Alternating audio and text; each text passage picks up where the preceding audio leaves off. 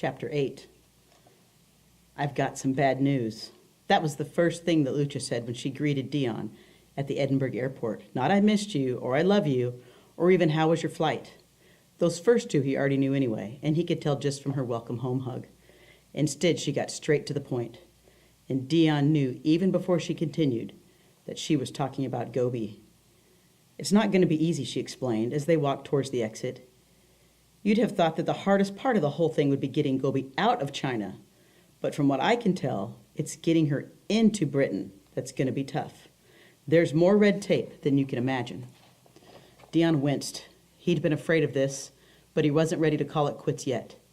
And he could tell that his wife felt the same way. "Tell me," he said, as they stepped outside toward and started home. And she did. The biggest thing was a quarantine. According to British regulations, any animal entering the country had to be held in quarantine for 4 months before its owner could retrieve it. And to add to the problem, there was only one place in all of Britain where animals could be held: Heathrow. Heathrow was Britain's largest airport, so that made sense. But it was right outside London, and they lived in Edinburgh, up in Scotland, and that was 400 miles away. "We'll figure it out," Dion declared. They had to. Gobi was counting on them. But once they got home and started doing more research, they found additional problems. In fact, the more they looked, the more it seemed that China might actually be tougher than Britain after all.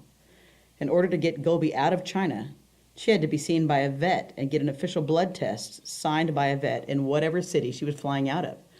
That meant getting her to either Beijing or Shanghai, because you couldn't take an animal out of any other city. But Beijing was 1,800 miles from Urumqi. That was 35 hours away by car, which meant Gobi would have to fly from Urumqi to Beijing first. And to do that, she had to get approval by a local vet from someone in the Chinese government. But there was another hurdle. On the flight to Beijing, Gobi would have to be accompanied by whoever was planning to take her out of the country. It looked like Dion would have to go back to China after all. There wasn't much point in going back until everything was settled, though. And that was going to be hard from all the way over in Scotland. "Any chance Nerali can do that?" Lucia asked one night. Dion snorted. "She struggled to help me with my tent in the sandstorm," he replied. "There's no way she'd do that, all of that." Still, it wouldn't hurt to ask. They had been looking into using a pet moving service to make things easier, but most of the services wouldn't help them. It seemed that flying pets in and out of China was so much trouble, these companies didn't want to bother. Then they had a stroke of luck. A woman named Kiki said that her company, World Care Pet, might be able to help, but they would have to get Nerali to take care of the basic medical work in Urumqi first. Dion emailed Nerali and was surprised and pleased when she replied right away, especially since she said yes. "She'll do it," he told Lucia happily. "She says she'll take Gobi to the vet and get all her veterinarian tests done. And she's going to buy a crate so Gobi can go on the plane." It was great news. Less great was when Kiki told them how much all of this would probably cost.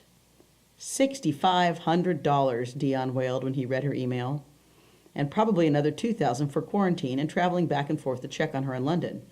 That was almost $9,000 in all. And that was assuming they didn't run into any problems. That was a lot of money for one little dog.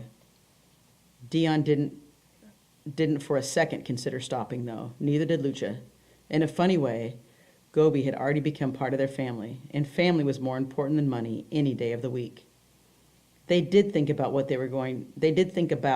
how they were going to pay for all of this, though. Both of them had decent jobs, but that didn't mean they had $9,000 to throw around. But Dion remembered his conversation with Richard and Mike and the others back in the desert. When he said he wanted to bring Gobi home, they had offered to chip in and help cover the costs. Now he mentioned that to Lucia. "I've gotten a few emails from them since I got home," he added. "They want to know how it's going and with getting Gobi out of here. They offered again to chip in. I think we should take them up on it." "I think you're right," Lucia agreed. "But maybe we need to do more than that. Maybe we need to see if anybody else wants to help too." She rested a hand on Dion's shoulder. "Just hearing about you and Gobi from those other runners' blogs made me love her. I bet a lot of other people felt the same way.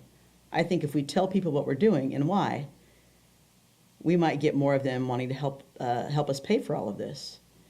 Dion considered that. He wasn't fond of asking anyone for money, or really asking for help in general. But this was important, and this wasn't about him and his pride. It was about Gobi and doing what is best for her. If people wanted to help, who was he to say no? Okay, he agreed. Let's do it.